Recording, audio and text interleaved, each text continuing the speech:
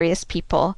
It merely shows their inadequacy compared to the divine plan for the unification of the world.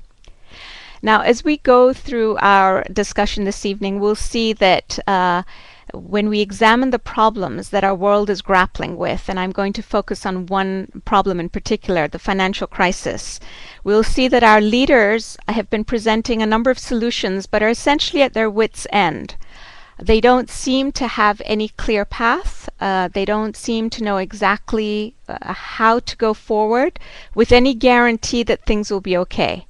And they've admitted to this over the last several years as we've had the foreshocks in what I humbly believe is going to be probably a major financial earthquake. We've seen the foreshocks, and I think there's a lot more in store for us unless we do certain things that, again, we're going to talk about tonight.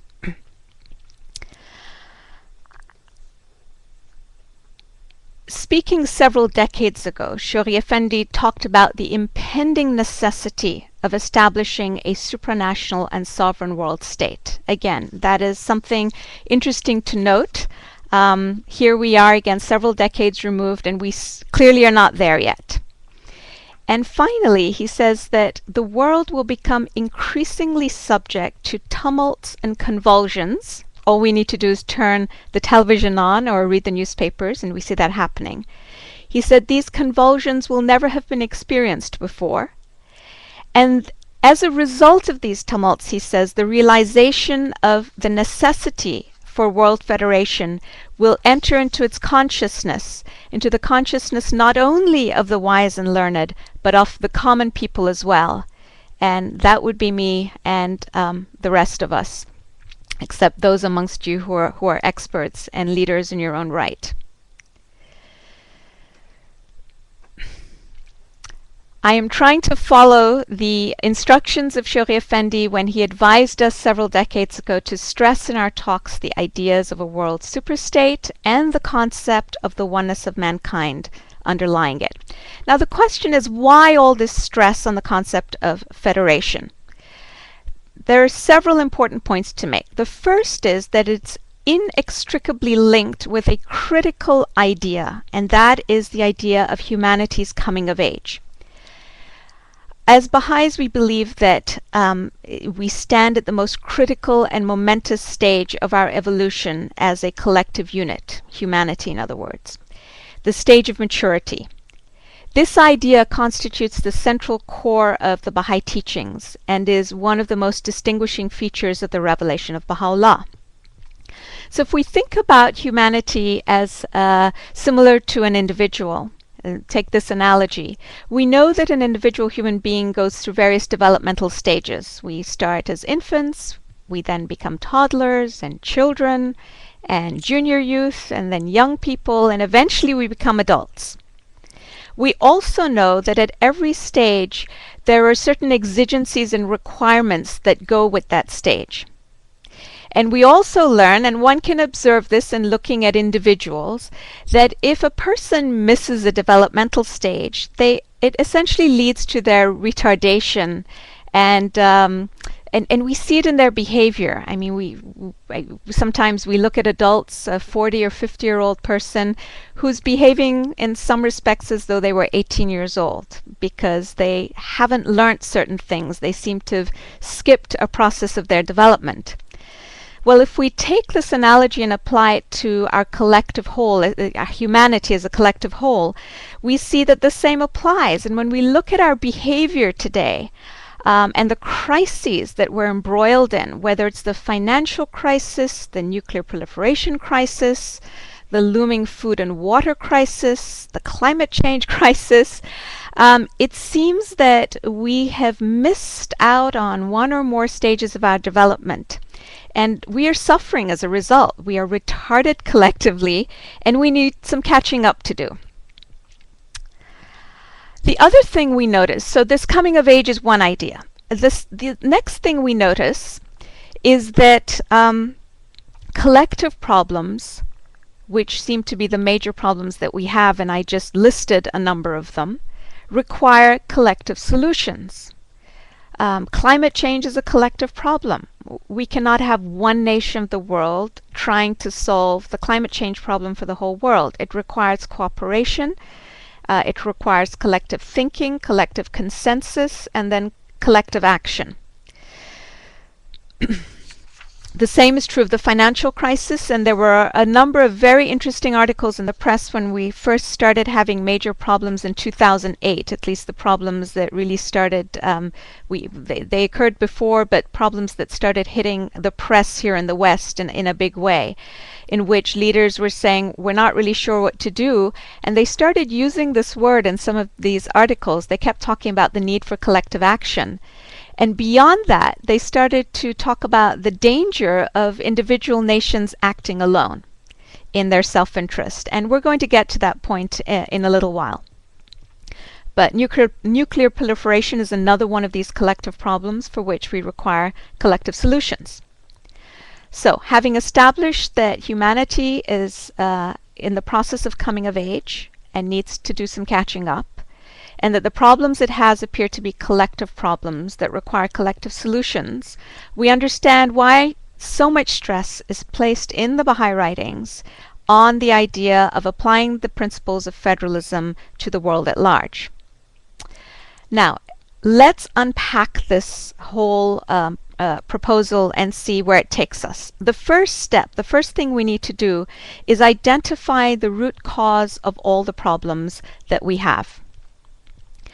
And in terms of sort of positioning ourselves, I would posit that there are three things. There are many things to do, but let's focus on three in particular.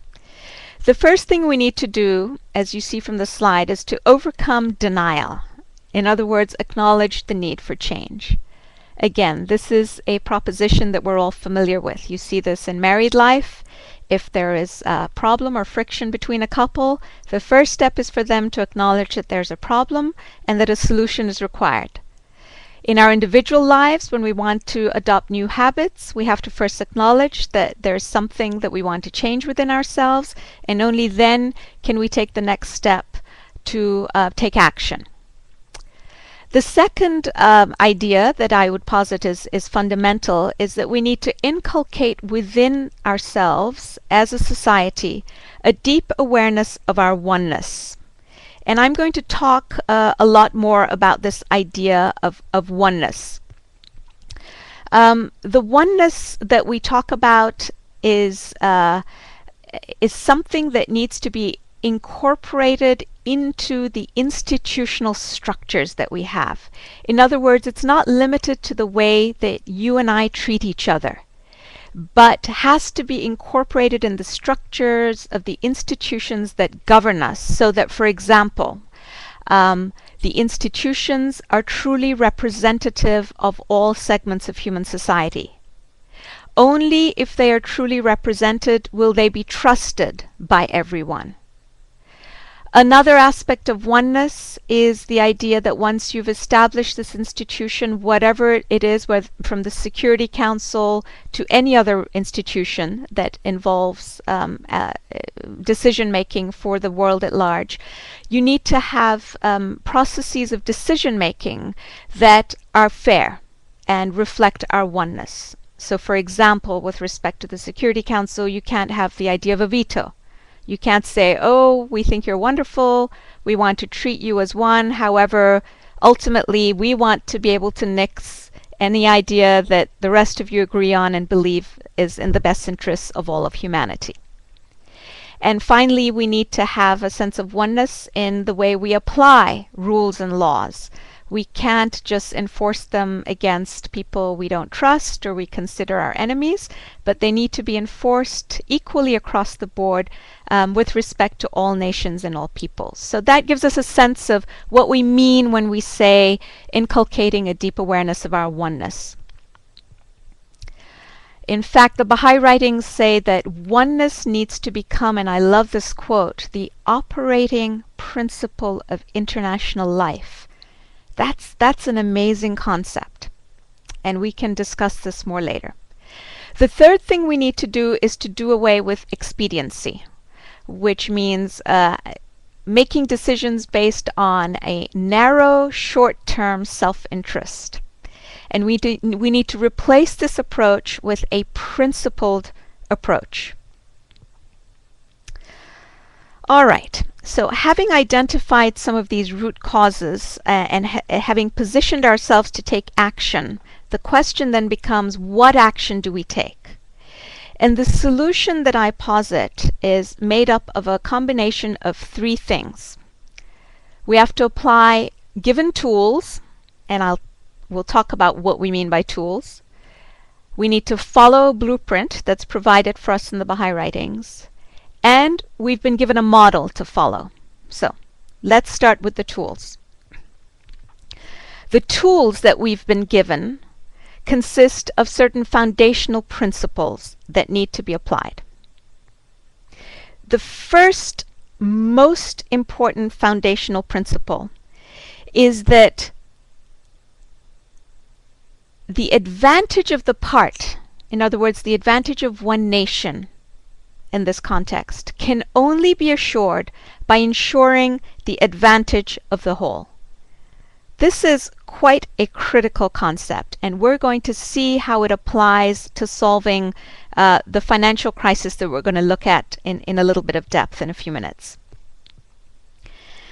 The second principle is the principle of oneness that we've already talked about, which we're told by Shoghi Effendi concerns itself primarily with the nature of those essential relationships that must bind all the states and nations as members of one human family. And here's that quote, that it should be made the operating principle of international life. The third tool or principle is the principle of equity and equality. They mean slightly different things, but it involves a sense of fairness and a sense of equality sort of rolled into one, and a sense of justice, if you like. And the fourth principle is that we need to limit sovereignty. This idea that national sovereignty is unfettered and unlimited has had its heyday, and it just simply doesn't apply anymore. And the Baha'i writings have this lovely quote that's up on the slide. They insist upon the subordination of national impulses and interests to the imperative claims of a unified world. Those are, I would submit, four of the most important tools, and if we didn't use any other tools, if we just took those four and tried to apply them to any given global crisis, including the financial crisis, we would see that it would lead us to the road of the need for a federation, a world federation, and we could see why it would actually solve the problem. And again, we'll unpack this in a minute. There are other tools, including the fact that we need, for instance, a rule-based society as opposed to an international society where decisions and policies are made just on the notion of fuzzy politics as opposed to solid rules. Another tool is the idea that force needs to be viewed as a servant of justice, that there are occasions when there's no getting around the need for the use of force, as we see when we have amazing large-scale human rights atrocity, genocide, or state-sponsored terrorism in a very overt way. There comes a time when the international community needs to step in and use force, but that is a whole other topic. We can definitely maybe have another session in the future, another webinar. Now, so the Baha'i writings give us the tools. The second thing they give us are the institutions, the blueprint for the institutions we need to solve all these collective problems. Institutions that will be part of this world federal system. Just quickly give you a view of, okay, let's see if we lost some slides. Here we go. A world legislature. A world legislature is essentially a world parliament, and it is one of the features that is definitely required. And again, as we look at the financial crisis, you'll see how the nations in Europe are starting to talk about the need for a European parliament that has more teeth and acts more as a legislature, and they're also talking about more of an executive arm that has teeth. So we have a world legislature. What would the world legislature do essentially? One of the things it would do is control all natural resources and ensure their proper exploitation and distribution. That's a huge topic, and that's a topic that merits really several of these webinars. The next thing that the world legislature would do would be to have all the rights to make war in the world. In other words, all nations would need to cede, let go of all right to make war against another nation and give it to this international or supranational institution. The third would be that all nations would cede to it certain rights to taxation. And again, when we get to the financial crisis, we'll see how European nations are starting to talk about the need for doing that in Europe. Otherwise, they're not going to survive. And the fourth, the thing that would back up the world executive would be a standing army that's a collective army and represents all the nations of the world and acts in accordance with collective decisions made. A world executive is another institution that's absolutely required to enforce the legislation backed by the standing army. And a world court with binding verdicts and compulsory jurisdiction, two things that our current world court, the International Court of Justice, lacks. All right, so where are we? Before I move on, the third thing I said, we have the tools, we have the institutions, and we were given the model. And the model is the United States as a model for federating the world. This is a very interesting topic, and we're going to cover some aspects of it concretely when we look at the financial crisis. Suffice it to say right now that Shoghi Effendi says that federating the world will be an easier task than federating the United States was.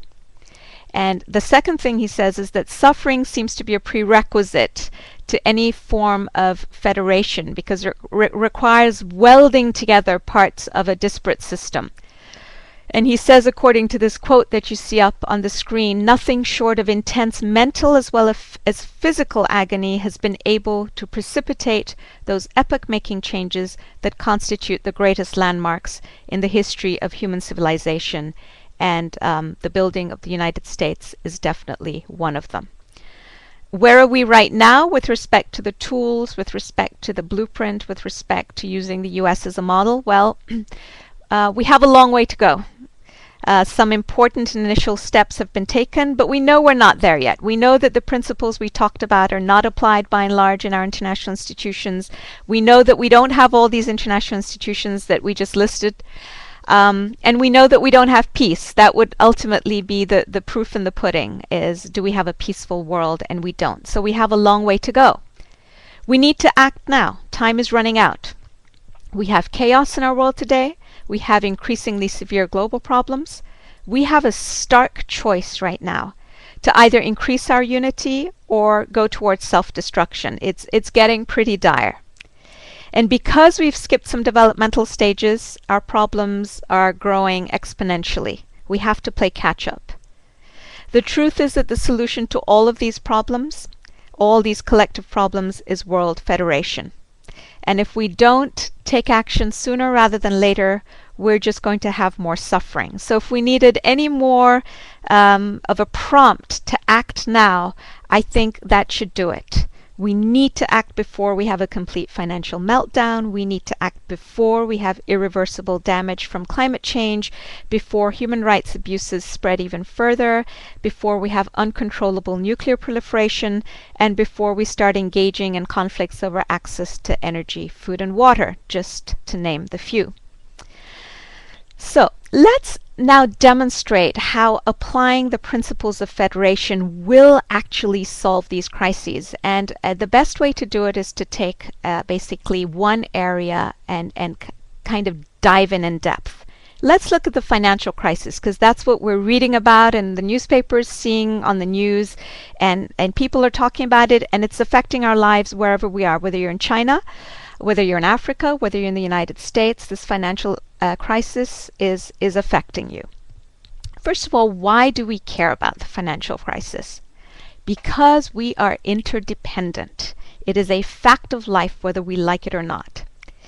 And because of that, the effects of the financial crisis that has currently got its epicenter, if you like, at the moment in Europe, is the effects will spill over into all parts of the world. Our leaders know this. World leaders have been warning publicly and privately that Europe's problems are dragging their nations down too.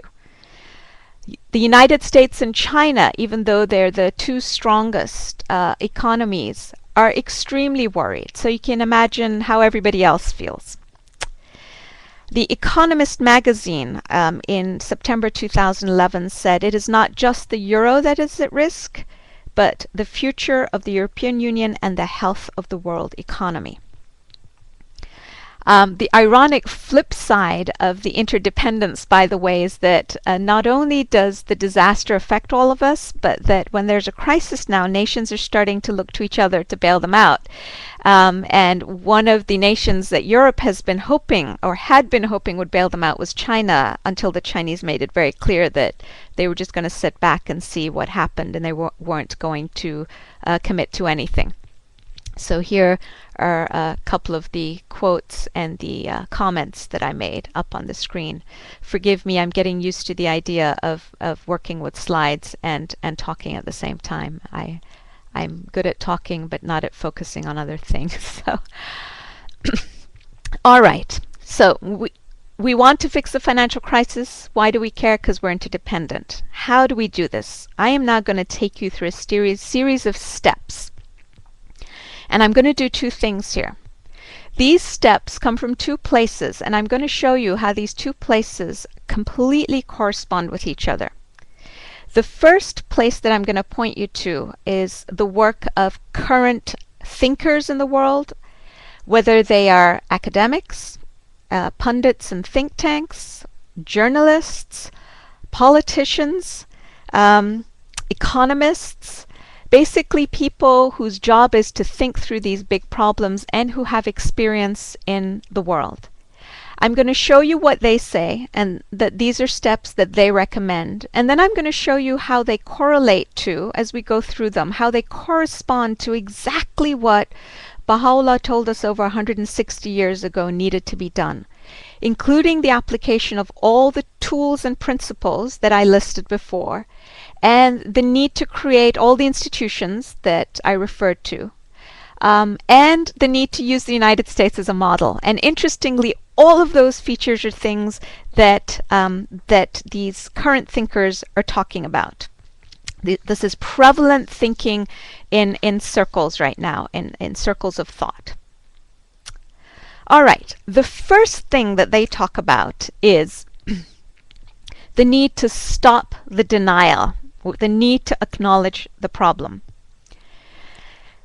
There are a couple of interesting quotes. A couple of them are up on the screen. You see the one from The Economist in which it says, each time European policymakers reacted to one of these crises, it says they reacted with denial and dithering, followed at the 11th hour with a half-baked rescue plan to buy time. In another article, The Economist says breaking up the euro is not unthinkable, just very costly, and that because they refuse to face up to the possibility it might happen, Europe's leaders are failing to take the measures necessary to avert it. There is the title of another article speaks for itself. It says, Denial and Delusion in Brussels as the Single Currency Founders. And finally, another quote says, a broad pattern of denial that helped push Greece to the brink now threatens to pull apart the euro. Politicians, policymakers, bankers, all underestimated dangers that seem clear enough in hindsight. The corollary to this idea of stopping denial is the need to learn from our mistakes. And one of the former cabinet ministers of the United Kingdom, Lord Mandelson, says that all of us should have seen the dangers of credit-driven period of growth, and that some asset bubbles should have been dealt with earlier. Even the former President Sarkozy said that Europe could be swept away by this crisis if it does not change. So the watchword is change, come out of denial, acknowledge the need to change, and change. That's the first step. And we know from the Baha'i writings, by the way, that to acknowledge the need for change is absolutely huge, because institutions, policies, and principles are there to conduce to our happiness and to support us, and not for us to be sacrificed just to preserve them. So the next step is the need to take swift and decisive action. Lord Peter Mandelson, whom I referred to, former UK cabinet minister, says that the Eurozone is having serious engineering problems. He says they can be fixed, but there are certain conditions that must apply. The first is the need to act swiftly. He says time is running out.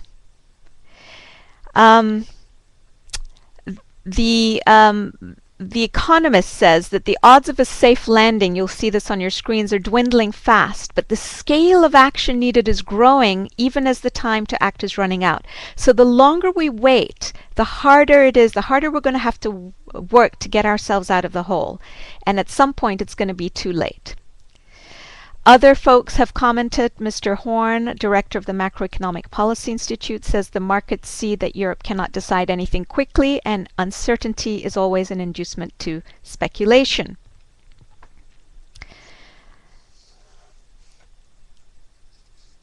The third step we need to take is to move more towards convergence as opposed to divergence, and towards integration. Now, one of the things I found very interesting just over the last couple of months is the number of press interviews with these folks, economists and people with experience, politicians, all of whom say we need more convergence. It's stunning. I want to start with something again Lord Mandelson said. He says, members of the Eurozone should have changed their economies. Economies should have converged rather than diverged. This is an example of what Shoghi Effendi says is a failure of the leaders to read or write the signs of the time, the need for oneness, and the need to adjust their institutions and machinery of government to reflect this fundamental reality, the sign of our times, that we are indeed one, whether we're acting as though we are or not. Mr. Jorg Asmussen, I don't know if I'm pronouncing his name properly, a member of the European Central Bank's Executive Board, said, we need a democratically legitimized political union in Europe, and we need to start this speedily. You'll see this on your screen. Mr. Nouriel Roubini, a very respected economist who predicted the financial crisis of 2008, talks about the need to stop the process of fragmentation, disintegration, and balkanization of the banking system in Europe. He goes on and says that we need a fiscal union in Europe, and that European nations haven't been able to agree collectively, even though they need to act. He says they have no cohesive vision or plan. Again, the Baha'i writings talk about the need for unity of thought in world undertakings, and the need for collective action to solve collective problems. Jean-Claude Trichet, the former president of the European Central Bank, said we needed a quantum leap in the way the euro was governed to avert great crises, and he often expressed disappointment that leaders didn't go any further. There are many such quotes, and I could go on, but I won't. I want to move to the next step that we need to take. We need legally binding regulations in the field of finance right now. Chancellor Merkel said, where today we have agreements, we need in the future to have legally binding regulations. This is that idea of sort of fuzzy policies. You basically agree in principle to do certain things, but you don't make them binding rules with consequences and punishments or sanctions that flow from them, and a means of enforcing the agreements. Former President Sarkozy also said that a part of the world's woes stem from the deregulation of the financial sector. Interestingly, when we had our own crisis here in the United States, I remember the day when the chair of the Federal Reserve, whom everybody had treated as though he were a semigod, said, whoops, I didn't realize, we goofed. We didn't realize we needed more regulation. We needed to keep a closer eye on what the banks were doing. I goofed, and I was thinking, after all these years, when people thought he was such a god, and his word was golden, just that, oops, I'm sorry. Well, it was a little late, but funny how that happens. Other than legally binding regulations, and I'm going to come to the enforcement issue in a second, we need regular oversight, transparency, and accountability. Again, there is quite a bit of agreement on this. Lord Mandelson says we have the right structure in Europe, but it's not intrusive enough. He says we need to sit in the back rooms of banks and look at the books and risks they're taking and the possible dangers of the possible dangers that are building up. He also acknowledges, and this is fascinating apropos of our webinar tonight with modern technology, he says the pace of change in financial markets has been so swift that regulators haven't been able to keep pace.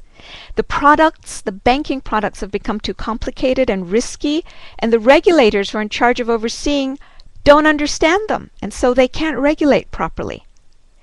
And consequently, he says, we're allowing a lot of unnecessary risk to the structure. He suggests more transparency, accountability, and corporate governance.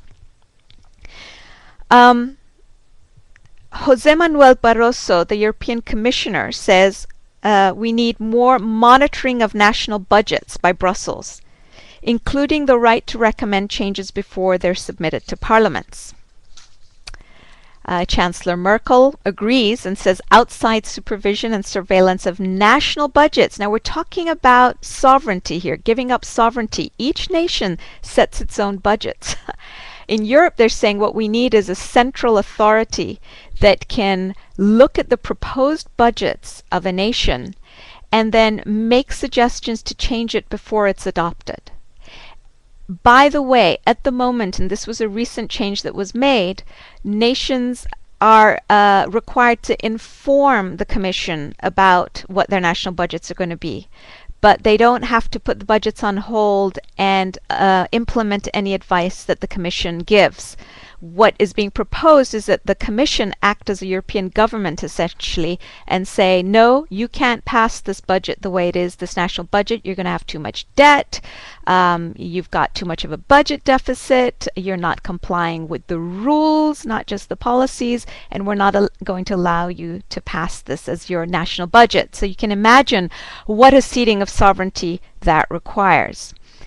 Olli Rehn, the bloc's economics commissioner, also says we need more centralized oversight of national fiscal and budget policies. The next step we need is a single regulator who has the power to intervene. Again, this is very intrusive and goes to the point that we were making, one of the tools being the limitation of national sovereignty. Lord Mandelson again says one of the design flaws in the engineering of the Eurozone is that we don't have a single central regulator that has authority to intervene and is also a lender of last resort both for sovereign nations and for banks. The President of the Commission, European Commission, says we need to supplant national sovereignty over control of public finances. That's a huge thing to say. I mean, this is exactly, they're going towards federation. They may not like to call it that, but that's exactly what all these comments indicate. Herman Van Rompuy, or however we pronounce his name, the EU President, says that the Commission should be required to intervene as national budgets are drawn up, and that more centralized interference is necessary in national fiscal budgets. Okay. The next step is the need of the ability to coerce, to enforce. I love the quotes here. One comes from the Wall Street Journal that says, "There is no point in having rules if no one enforces them, especially when you have cultures that are prone to laxity in financial matters." Mitu Gulati, who was a sovereign debt expert at the Duke University Law School here in the United States, also has a great quote that's up on your screens. He says, "You have to have a coercive element to make it work. To not accept that means you're living in Alice in Wonderland." And those of us who are parents know that this certainly applies to children. You can't give a child a rule and tell them that there are consequences that flow, and then when they break the rule, not to enforce the consequence, because you completely lose your credibility, and you're off to a really bad start. Chancellor Merkel says that the standards, financial standards, need to be set, and they need to be backed by the European Court of Justice. So here we're talking about having a court backing and enforcing rules within a federal system, essentially. Or perhaps she says the Commission should do that. She also says there should be clear sanctions, punishments, for countries that fail to adhere to the rules. Mr. Van Rompuy says that we need to be able to clamp down on countries breaching budget rules. We need stronger sanctions. Here's that word again, sanctions. And he gives a couple of examples. We need to suspend their voting rights, or we need to freeze EU funding of their infrastructure projects. So you see, people are really seriously thinking about these, and these are all concepts that were proposed by Baha'u'llah and are present in the Baha'i writings and have been and were proposed by Abdu'l-Baha 100 years ago when he came and suggested that we move towards a world federation. The next step we need to take is do away with expediency. Political leaders have to put aside their narrow political self-interest and act for the collective good of their countries, regions, and the world. There's a great quote from Jean-Claude Juncker, the Prime Minister of Luxembourg, in which he says, "We all know what to do, but we don't know how to get re-elected once we've done it." And that's what essentially holds politicians back sometimes from doing the right thing, because there's too much self-interest. They're too worried about getting re-elected. And The Economist has another wonderful quote in which it says, "There's been too much timidity and short-term expedient solutions." Let's look at a very recent example of expediency. You know, when the financial crisis hit with Greece and all the bailouts, and then Ireland and Portugal, the Eurozone had some good ideas for trying to bail out, but it required an amendment to the treaty between 27 nations. Well, there was one country that refused to join in, and that was Britain. And in order to amend the treaty, you needed to have unanimity. And that goes to the question we raised earlier about how you structure voting so that it's fair, so that you can actually implement solutions that are good for everyone. You can't have a right of veto, which is essentially what happened here. Prime Minister David Cameron is quoted as having said, "What is on offer isn't in Britain's interests, so I didn't agree to it." Because he didn't agree to it, we couldn't have an amendment to the treaty.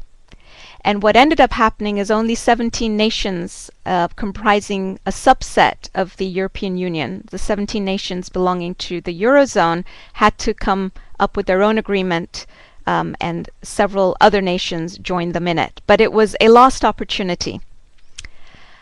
Another really stark current example of expediency is, and I didn't know this until I started doing my research, there are current proposals afoot to restrain the overall debt in Europe within each country so that it remains below 60% of annual economic output. And in fact, the nations of the Eurozone have now agreed to that in this 17-nation agreement that I talked about. And there are also requirements that they can't have more than 3% of their domestic product equal a budget deficit.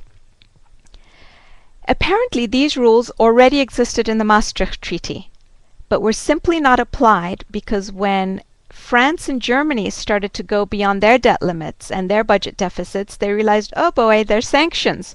Well, we don't want these sanctions to apply to us, so let's just scrap that little agreement that we made.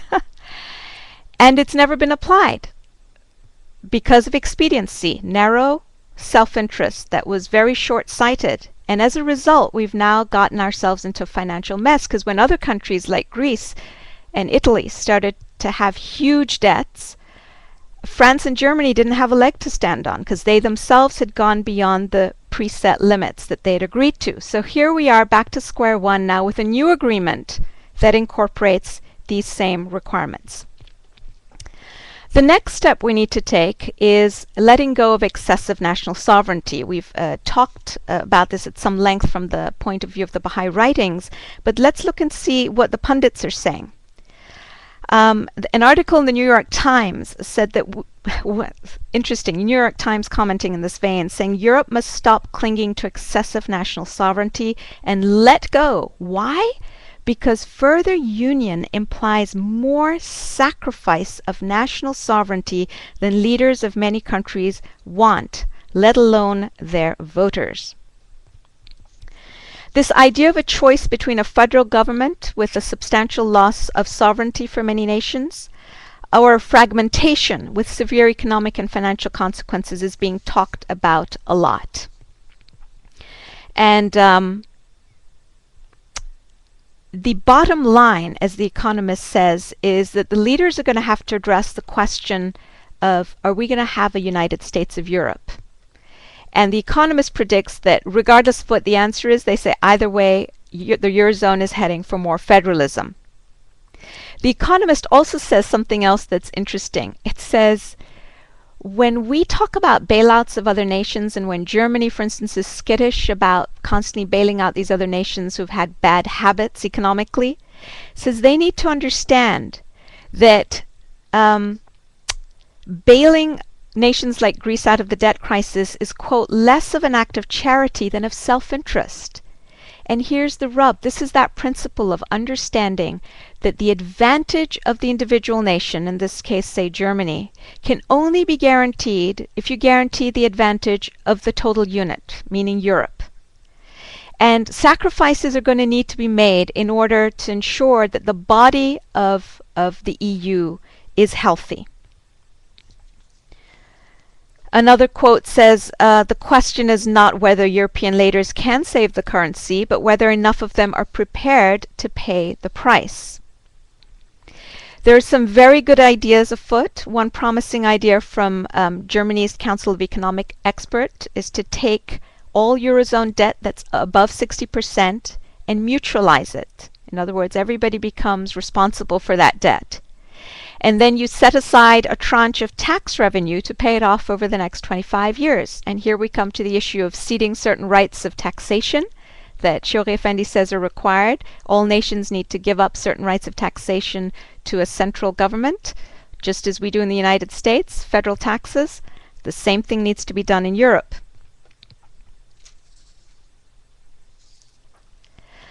Let's move on to the next thing we need to do, application of equity and equality in dealings between nations.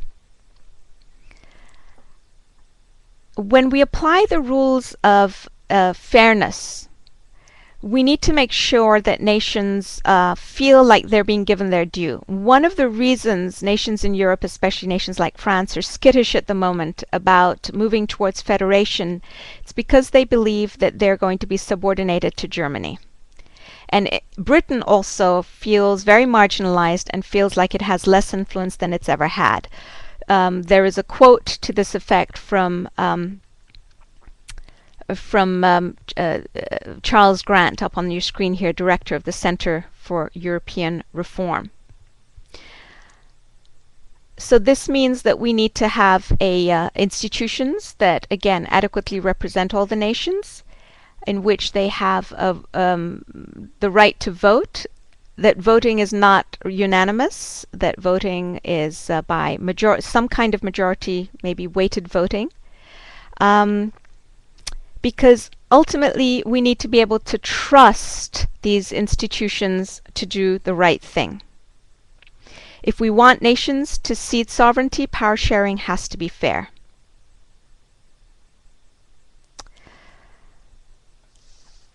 By the way, it was interesting that during this financial crisis, this idea of majority voting versus unanimity came up, and again it was former President Sarkozy who said that to promote faster change and more fiscal responsibility, France favors more majority voting within the Eurozone instead of acting by unanimity. And he also then acknowledged that it was in France's self-interest. So again, we see these ideas that are prompted by an understanding of that each nation's individual advantage will be satisfied if they act collectively, combined with moving in the direction that the Baha'i writings have given us. Now, one of the most fascinating things that I came across was this idea that is being talked about stunningly in all circles, including by economists, that what's lacking is a lack of structure. What the problem is a constitutional and institutional crisis. And my favorite quotes come from Kenneth Rogoff, economics professor at Harvard, in which he says this is a deep constitutional and institutional problem in Europe. He's talking about the financial crisis. It's not a funding problem. He says they need to take a big step toward economic and political union, federation, whoever wants to be a part of it. Craig Kopetas on a France 24 panel on June 8th said, we need to be talking about a need for a federated Europe. That's what we should be talking about when we talk about the financial crisis. The Economist says, before we tell Germany that we want to pool liability, mutualize debt, Germany wants us to talk about pooling economic policies. And it says something really very thoughtful. It says, how can German taxpayers stand behind French debt and say, okay, we'll help pay off your debt, when France is currently in the process of trying to reduce the pension age for some workers as opposed to raise them? We need, if we want people to help us with our liabilities, they've got to agree that we can participate in the decisions they make about how they do things in the first place.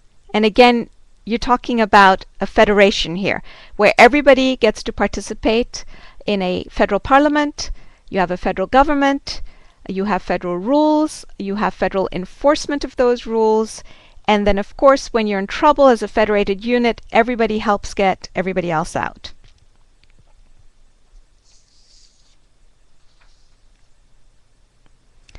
Chancellor Merkel sums this up by saying shared debt can only work if there's shared decision-making over budget, taxes, and pensions.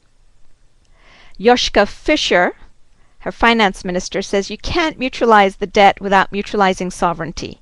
You can't have the financial benefits of a state without having one.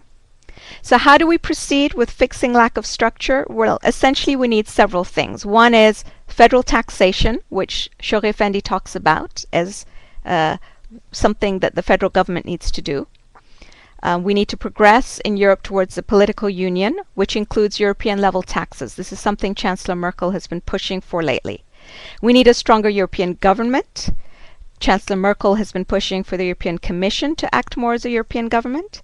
And we need a strong European Parliament, which holds the Commission to account. Again, something that Chancellor Merkel has been pushing for. Again, this is very recent thinking, these ideas that are now being bandied about very openly. We need more political integration and union. And the Economist's quote on this, so here's a taxation, here's European government, here's the Parliament, the need for more European Union, for more political integration. The Economist says the ultimate lesson of America is that what holds an economic union together has less to do with fiscal and monetary institutions than the desire of its people for closer political cohesion. This is really a deep understanding and awareness of our oneness. Here it is. Now, I want to share with you some really exciting news.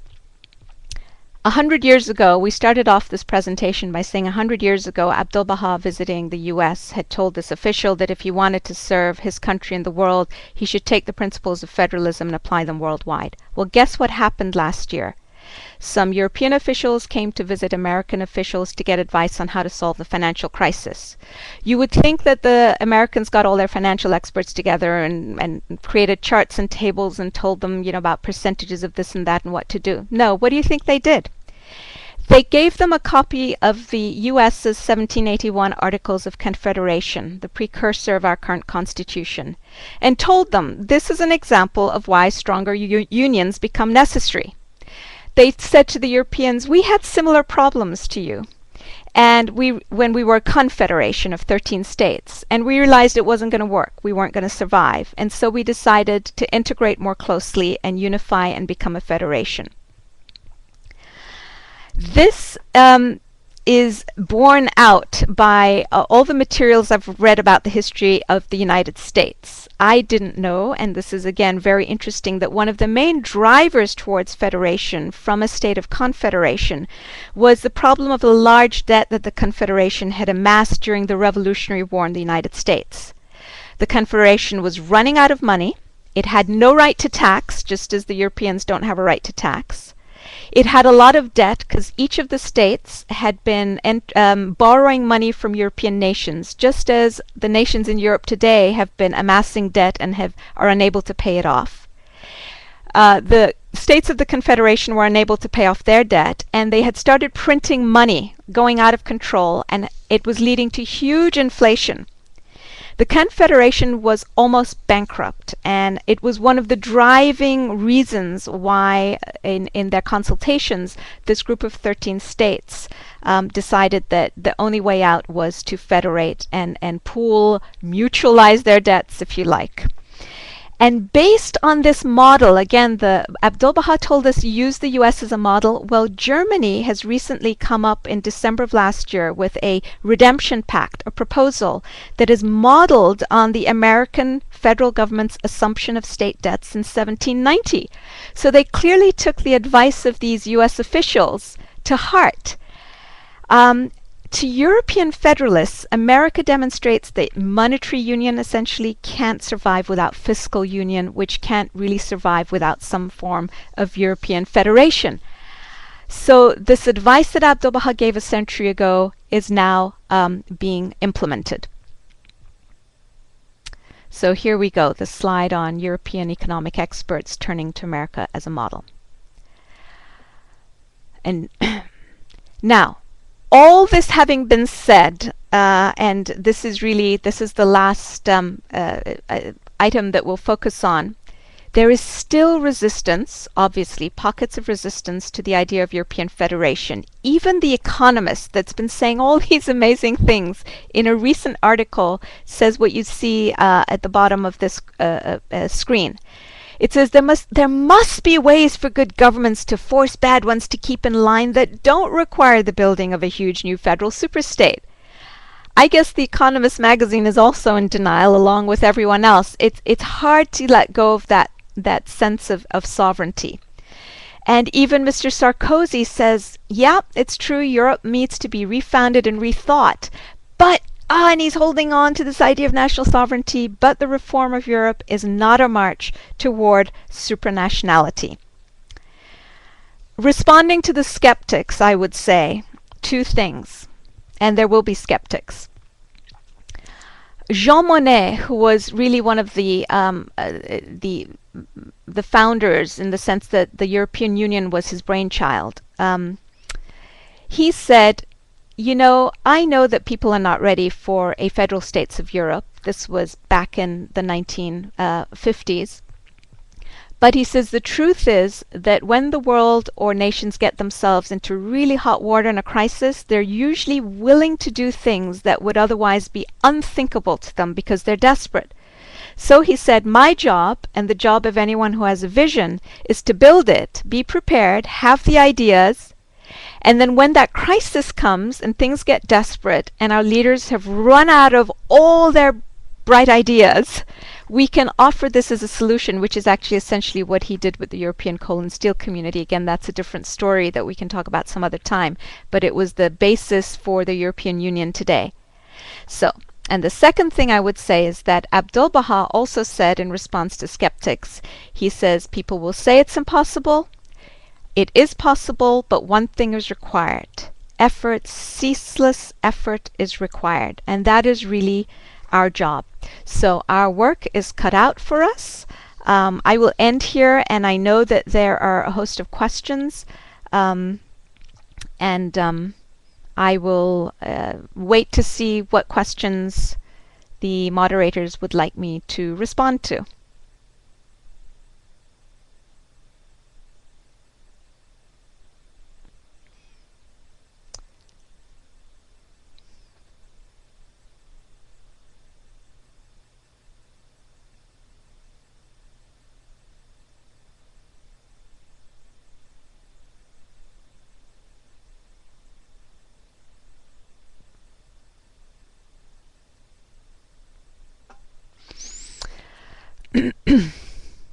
Well, this is the fear that everybody has, and depending on whose shoes you're standing in, you see, everybody I assume is seeing the question that Elahomidi Afnani has got up on the screen, so I'm not going to reread it because you all see it in the interest of time.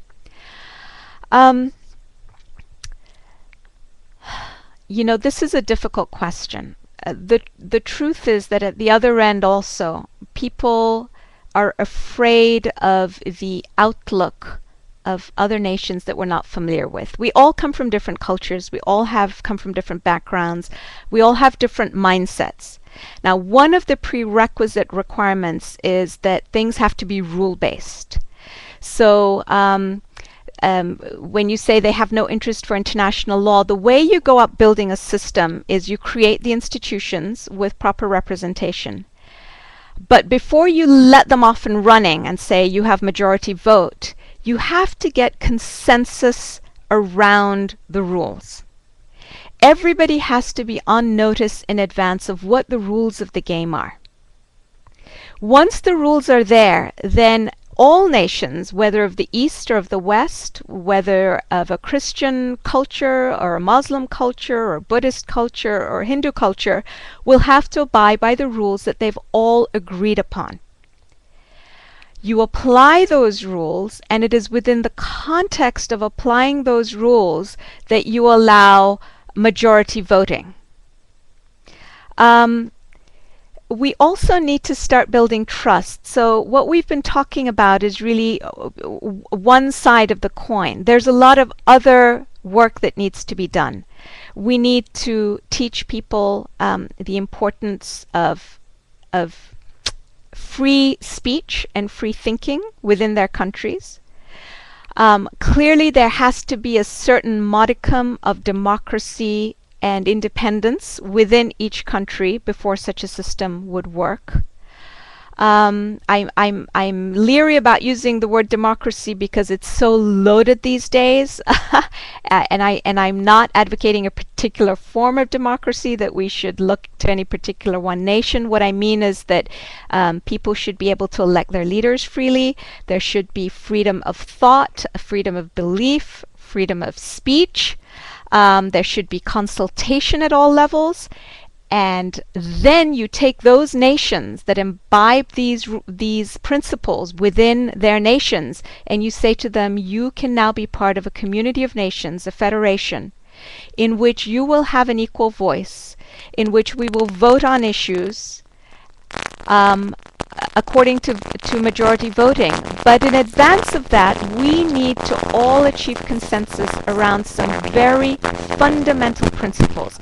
I think the consensus has to come around the principles. If we can all agree to the principles, then application of principles will help to solve each of the individual problems.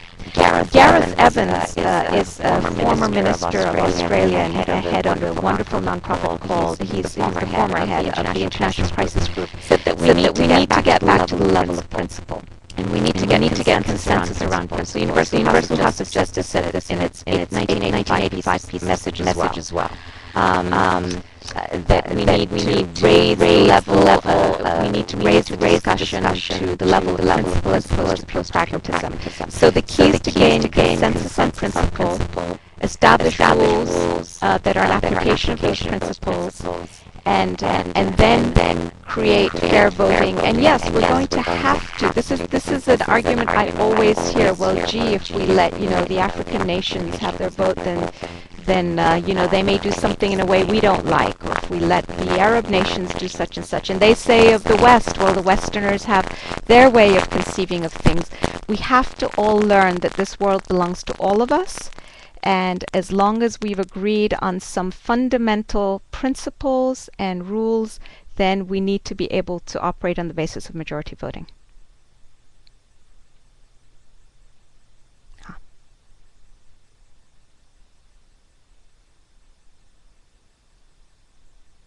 Can I speak now?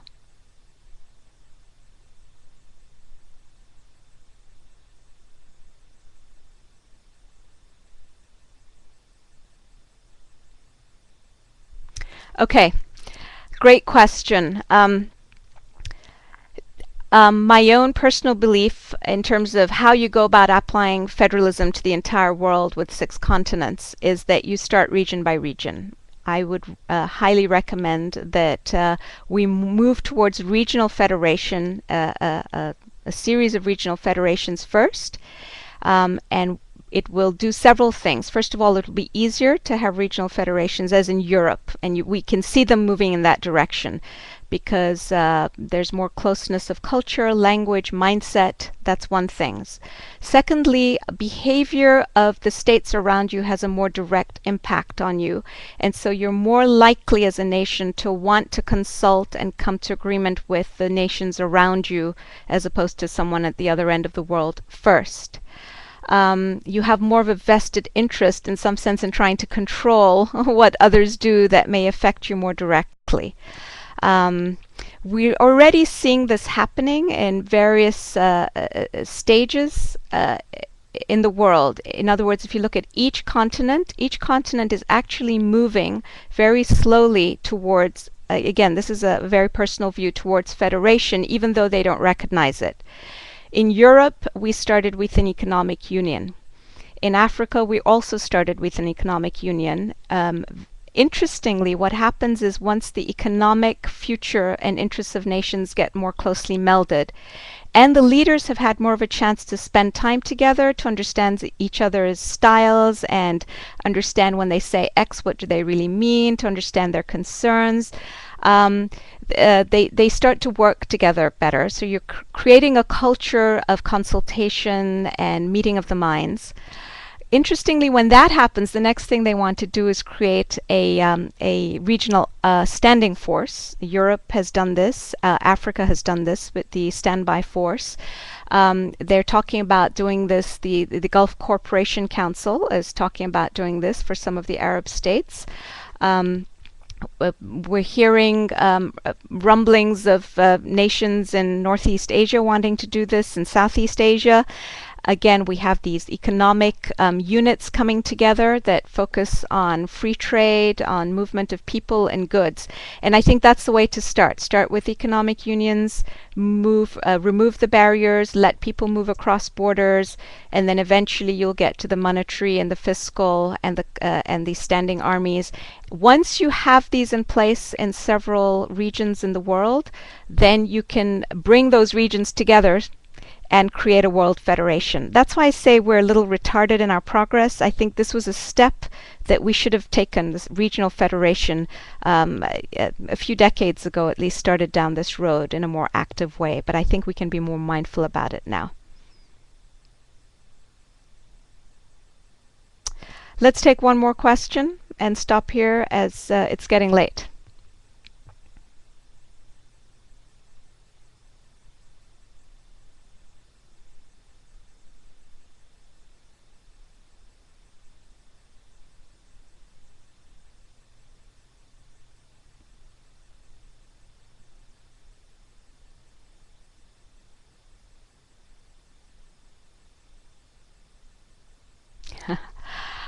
This is a brilliant question. This question actually, I'd like to share something with you. how we define terms is absolutely key, Mr. Tyson. You're absolutely right. And on this issue of sovereignty, a lot of work has been done. Canada, a while ago, more than a decade ago, set up a commission to look into the idea of national sovereignty. What do we mean by it? And in short, and Gareth Evans, the gentleman I mentioned, was actually head of this commission. What they concluded, in short, after traveling around the world and interviewing every single head of a government, ministers of various governments, and so on, was that national sovereignty, which had formerly been perceived as my right as a nation, my right for you not to intervene, my right to treat my people however I want, my right to basically do whatever I want within my borders, that this concept was passé. And they did something very clever. They said, why don't we throw away that old definition and replace it with a new one in which sovereignty actually means responsibility of a government towards its subjects, particularly responsibility to provide for them, but more importantly to protect them. And they were stunned when they put this question to all the leaders that they talked to, that almost everyone said, absolutely, we agree with that. They then followed it up with a very smart question. They said, okay, so if we're now defining sovereignty as the responsibility of a government to keep its citizens safe and provide the fundamentals for them, and definitely not to abuse them. What happens if for some reason a particular government either fails in doing that because it doesn't want to, in other words, deliberately chooses, say, to commit genocide or human rights atrocities on a large scale, or is too weak to protect its citizens? Should we just let your citizens go, or does somebody else then take on that responsibility? The response was, well, someone else has to protect our people. And then the third question became, well, who? And they said, well, obviously we can't trust any other nation to just step in because we don't trust nations' motives. However, the international community as a unit has the responsibility to step in then and protect the citizens of that country. This concept became known as the responsibility to protect, for short acronym R2P, and has really created a sea change in the thinking and in the application of principles. Now, the application, obviously, it takes a while to apply new habits. We know that even as individuals. I know I have a bad habit, I want to change it. Even though I want to change it and I'm working hard on it, it is so difficult to change. So we can only imagine that when nations say that they want to embrace a new principle of responsibility to protect, it is going to take a while for them to actually be able to apply it. But at least it's given us a new, what's viewed actually as a new principle of customary international law that we can look to and apply amongst nation states. So thank you all for your patience, and thank you for your time.